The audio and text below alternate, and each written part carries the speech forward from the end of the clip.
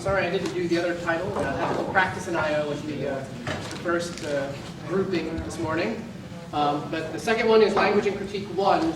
We're going to have 3 speakers and many more authors today. We'll start with Melissa Adler at the School of Library and Information Studies at the University of Wisconsin-Madison, who will be talking about disciplining scholarship at the Library of Congress.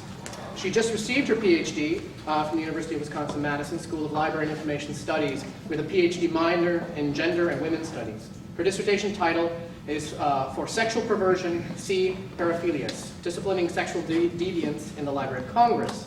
The paper she's presenting today is an extension of her dissertation work on social and political history of disciplining subjects in the Library of Congress. She'll be followed by Melody J. Fox and Austin Reese with the talk, Which Ethics, Whose Morality, an Analysis of the Ethical Standards for Information Organization. Melody Fox is a doctoral candidate at UWM's School of Information Studies and a member of the Information Organization Research Group there. Her research interests include the relationship between epistemology and subject access, with a particular interest in the categorization of race and gender. And Austin Reese is currently a PhD candidate in philosophy at Marquette University, also here in Milwaukee. He holds a master's in contemporary European philosophy with from the University College Dublin, and a bachelor's in philosophy from Boston College. His research interests include philosophy of religion and ethics. And then finally, you'll note we've rearranged the order of things on the catalog, if you're following along the catalog program. We'll have a paper by Fabio Assis Pinho from the Federal University of Pernambuco, Recife, in Brazil, and Zé Augusto Guimarães from Sao Paulo State University, Marília, Brazil, called Male Homosexuality in Brazilian Indexing Languages, Some Ethical Questions. As I've already introduced Zé yesterday, I'll introduce Fabio. He's an assistant professor at Department of Information Science and teaches in the undergraduate courses and in Library and Information Management and graduate program in Information Science at the Federal University of Pernambuco. His degree is from Library and Information Science from the Universidade Federal de São Carlos in 2002, master's in 2006, and PhD in 2010 from the State University of Sao Paulo. He's a leader of the Research Group Organization and Knowledge Representation and a member of the ISCO International Society for Knowledge Organization Brazil chapter. So, without further ado, Melissa, take the stage.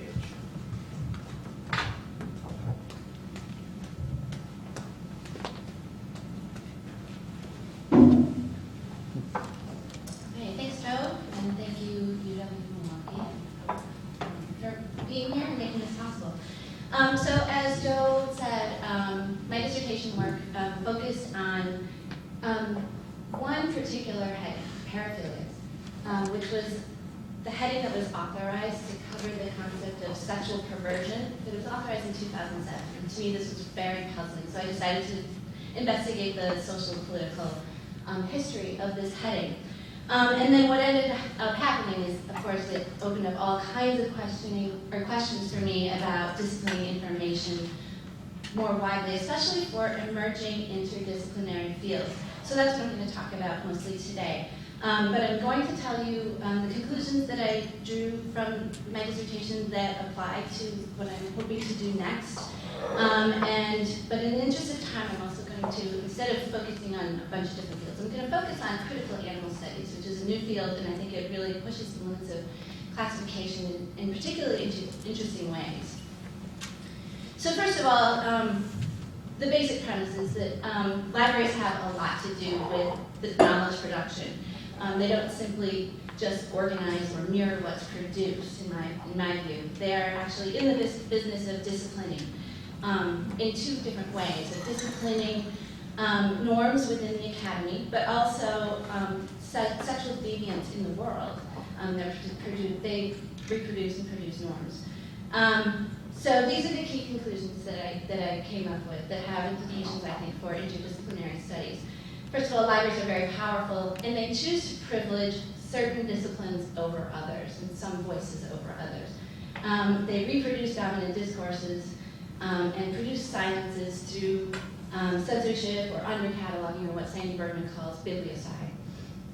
And because the notion of governmentality is key, or the idea of technologies of the state is key because the Library of Congress is a federal agency that participates in government-approved practices and sets the standards for organizing information. So the questions I have are, what does this mean for interdisciplinary studies? And might there be something like a technology of the self, which Foucault says is the way to resist the technology of the state? So I'm going to go into that, and I'm going to suggest actually that I think tagging might be a technology of the self that might support interdisciplinary research in ways that library classifications don't. So I'm deeply influenced by Donna Haraway's notion of situated knowledges, which I think really parallels or connects well with the domain analytic theory of classification, which she says are, quote, structured by different disciplinary precepts and methods as well as by different conditions of possibility. So I'm interested in how the Library of Congress has acquired and organized and situated various knowledges into disciplines of the social sciences, literature, medicine, pop culture, and so on. So thinking of, oh, where did I go? Oh, right, this is right. Okay, so Foucault, sorry, I took my numbers, right? So Foucault's Discipline and Punish shows how techniques in institutions converge to create the modern system of disciplinary power, the primary function of which is to correct deviant behavior by coercing citizens to live according to society's standards or norms. And one way to do this is to situate individuals in a field of documentation. As a result, examinations are recorded in documents and allow power systems to control them. On the basis of these records, then, those in control formulate categories and averages and norms that are in turn a basis for knowledge. And I think the catalog records can be thought of in the same way, and serve the same purpose, and categorize things and place them in fields of documentation or sort of different disciplines. So in the case of sexuality studies, works are classified and labeled and categorized according to whether the content pertains to abnormal or normal sex practices. In the Library of Congress, I did find, definitely does, have a tradition of drawing literary warrant for subject headings and classifications about sexual deviance from the medical and psychiatric literature.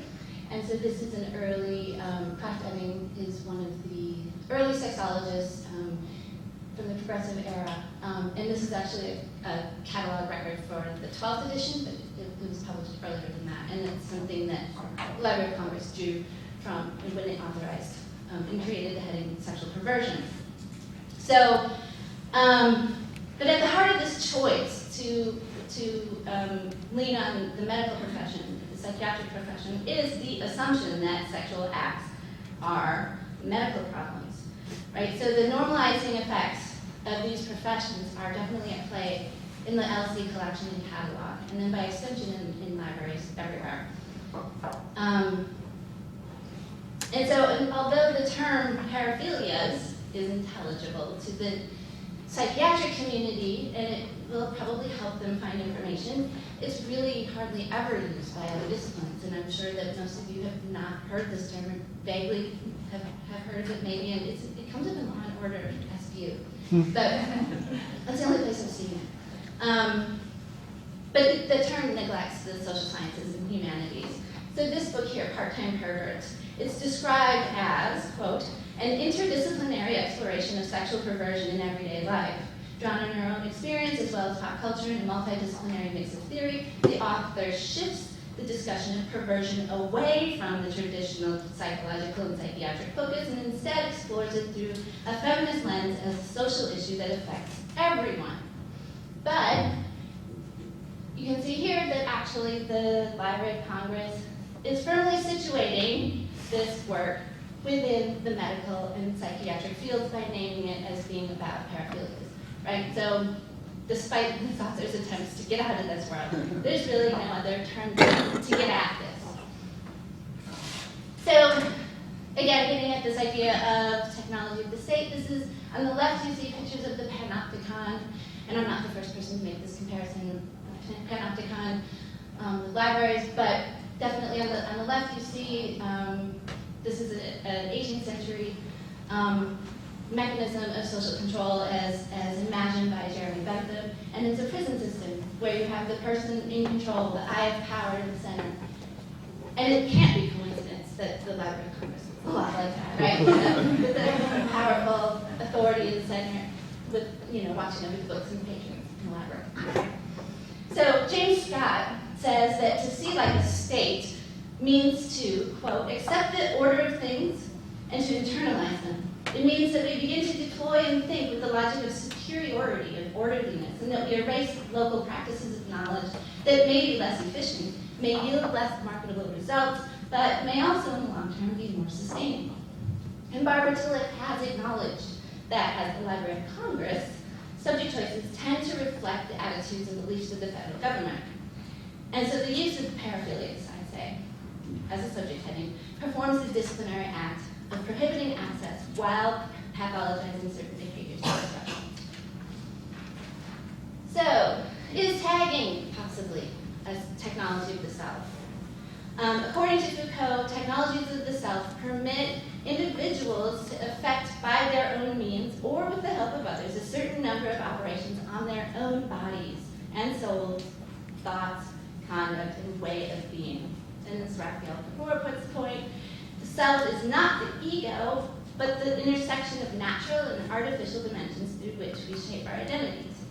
And Foucault actually finds the beginning of self-examination, of knowing oneself and caring for the self back in ancient Greece, and locates writing as a critical component of taking care of the self. Right? So the experience of selfhood is intensified and widened by the act of writing. So here we see in library thing, the tag BDSM is used over 6,000 times by 700 members. So I would say that this is kind of a writing in of the self, of writing, naming things that you care about, naming things that you're interested in, right? Whereas if you were to look at paraphilias, last time I checked, it was used by 15 members. So it's just not being used, right? So I'll return to this again, but now I'm gonna kind of go into this idea of other interdisciplinary fields. So I'm interested in particular in the groups that perform identity work. Fields like women and gender studies, ethnic studies, disability studies, queer studies, and animal studies, which might be considered a subset of non-human or post-human studies.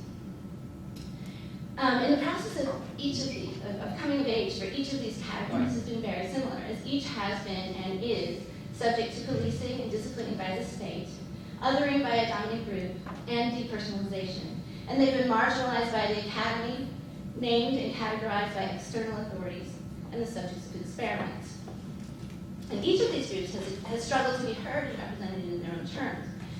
So being marginalized within the existing disciplines, they have created their extra or interdisciplinary spaces, rising to the status of being considered interdisciplinary fields of study of their own. And many of them have, I would say all of these actually, have working groups, journals, majors, minors, conferences, and so on. So while they are resisting being disciplined by the medical and biological fields, they are also forming disciplines, informed by the humanities and social sciences. So, and then also key to this is the rise of each of these fields has depended on the fusion between members of the groups themselves, so the disabled, the queer, the women, and the academics. So this means that these disciplines have formed from direct experience. Women's studies has been a well-documented challenge for classification. Sue Searing is one that's, in 1992, she described the practical consequences of subject classification. And so have others, and Hope certainly has done that. But so it's this idea of, so thinking about interdisciplinary research, should books on women in the military, for instance, be shelved with books on the military, or should they be shelved with women, right? That very basic question. But she also said that, Sue Searing said that libraries can shape disciplines when their selection policies and allocation funds are based on the traditional disciplines, as defined by LC or Dewey classification systems. And so she says that where the classification system doubles as the framework for decisions about acquisitions, traditional discipline-based knowledge structure is reinforced. And according to her, the case of women's studies suggests that libraries can't support interdisciplinary research without revised subject terminology and classification. So if we look at animal studies, we see a range of disciplinary treatment. So this is just a keyword search, and then I've sorted it by most recent first. So a very recent January article in the New York Times reads, once, animals at the university were the province of science. Rats ran through mazes in the psychology lab, cows moved in the veterinary barns, the monkeys of neuroscience chattered in their cages, and on the dissecting tables of undergraduates, preserved frogs kept a deathly silence. But in the last decade, critical animal studies, informed by the humanities, mostly and social sciences, has formed into an interdisciplinary field with courses, fellowships, a journal, and conferences. And the Institute for Critical Animal Studies is actually an international organization which formed 6 years ago. And it says, quote, the mission of animal studies, they say, the Institute believes that in order to eliminate the domination and oppression of animals in higher education, animal advocacy scholars must come together under one common field of study, similar to that of other marginalized fields of study. So, it's an interdisciplinary field, right? Bringing scientists and humanists and post-humanists and so on together with very different methods, different backgrounds, but one cause in common. So how do you classify that, right? Ron Day wrote about this challenge that animals present 2 decades ago. And he cited Nietzsche, who said that all knowledge has its roots and sense and begins in the company of animals. And Day writes, there is simply no more important and transcendently protected category than the human, and no more consumed and expelled category than the animal in Western culture. And he says that the animal must be thought in terms other than consumption, sacrifice, and a categorical exclusion. And he argues that other marginalized groups of humans should be thought of similarly. And animal studies scholars have noted the same connection with other externalized communities. Castrucciano compares her book Animal Subjects to early feminist studies, and she says that the politics of exclusion that enabled older formations of the humanities to disregard questions of gender, ethnicity, race, sexuality, and class are still at play in the new fields of inquiry that disregard animals. So critical animal studies actually calls for the role of empathy and compassion in the production of knowledge. And so, Joe, when you were saying, should we have a taxonomy of harm, that definitely, that's one way that I think I can imagine maybe we could do something like this. I don't know what that would look like, a compassionate classification, certainly one that brings in the point of view of those that can't speak, I'm not sure, but that might be the starting point. Anyway, but Carrie Weil, author of Thinking Animals, refers to the gulf between animals and previous outsiders, and she says that unlike the others, these others can't speak back or write back in language that the Academy recognizes. And Day and Brier, of course, or Day and Michael Buckland, of course, have made Suzanne Brier's notion of the antelope as a document famous in our world of LIS. So, right, she says that an antelope running wild on the plains of Africa is not a document, should not be considered a document. But if it were to be captured, taken to a zoo, and made an object of study, then it is a document. So to become physical evidence being used by those who study it, and the animal enters the field of documentation as a subject to be controlled, very much in the sense that Foucault describes, right? But I think we need to think about what this means, right? What's being documented for what purpose? And of course, I have to bring in this one. And I'm not going to do this either, but as Bohr has famously observed, classifications actually can exert chaos. And he compares Chinese encyclopedia entitled The Celestial Empire of Benevolent Knowledge to the Catalog of the Bibliographic Institute of Brussels, and also to John Wilkins' 16th century classification. So 5 minutes. Okay, so sort of like a Francis Bacon kind of classification. So right, so he writes in his footnote pages, it's written that the animals are divided into these categories, which I'll just let you read. But my favorites are H, included in the present tense classification, and M, having just broken the water picture. Right, so the point is that the various ways of classifying animals, from Aristotle to Linnaeus with his classifications based on reproductive features, to our current Cladis or ancestral system, taxonomies are all subjective. People categorize animals according to their utility as sources of food or labor or other type of resource, whether they have cloven hooves, whether they have memory lines, whether they are dirty or clean, or how close they are to the human, right?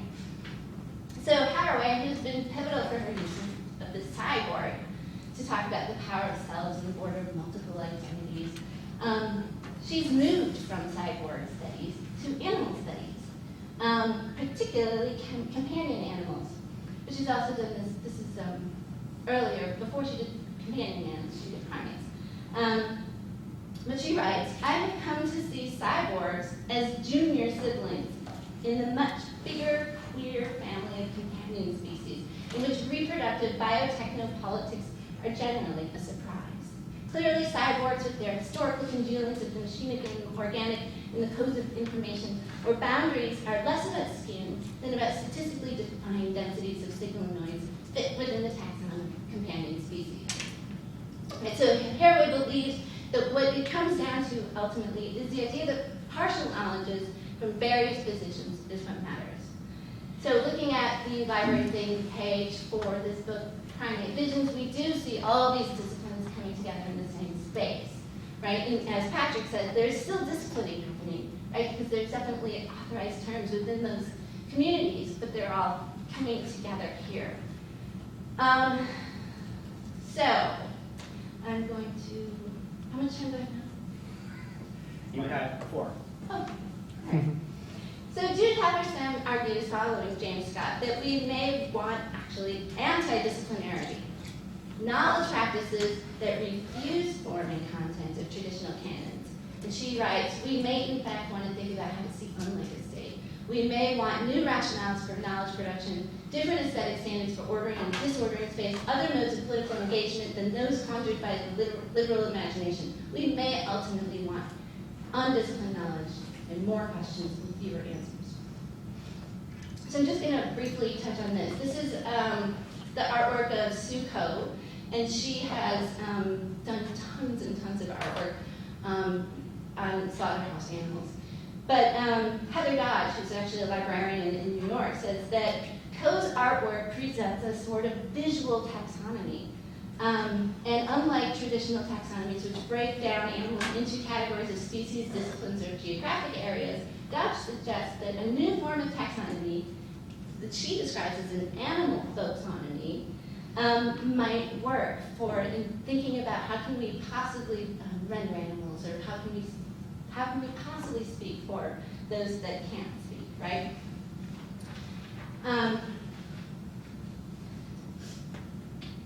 So, and I'm not going to go into the piece where, because I do kind of speak to Patrick's notion of disciplining and the limits of folksonomies and tagging. I'm going to kind of skip that because I feel like he covered that. But definitely there are questions of access and whose voice gets to speak, because even within groups there are minorities and dominant voices. So these are certainly things to be thinking about. Okay, so I'm going to conclude.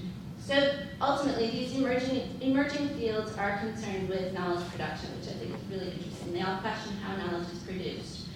And I think this carries implications for our field as a whole, because we are an interdisciplinary field. And perhaps ironically, we can maybe consider ourselves a field that refuses to be disciplined, right? But do information studies privilege certain voices over others?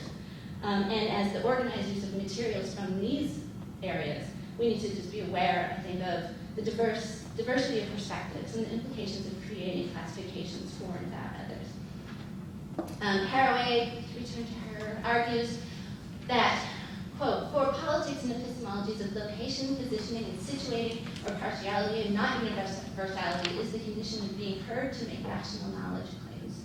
She says the only way to find a larger vision is to be somewhere in particular, rather than seeing from above and determining order. So this is really in direct contradiction with the aims of our library. Classifications, which were designed to organize the entire universe of knowledge and categorize it into disciplines. And library classifications might actually be impediments to cross-disciplinary conversations as they situate various ways of knowing in ways that reinforce disciplinary norms and methods. So I just want to leave you with this idea that maybe folksonomies might be one way that we can allow for compassionate classification that will better serve interdisciplinarity. I'm not sure, but maybe. Thank you. Thanks.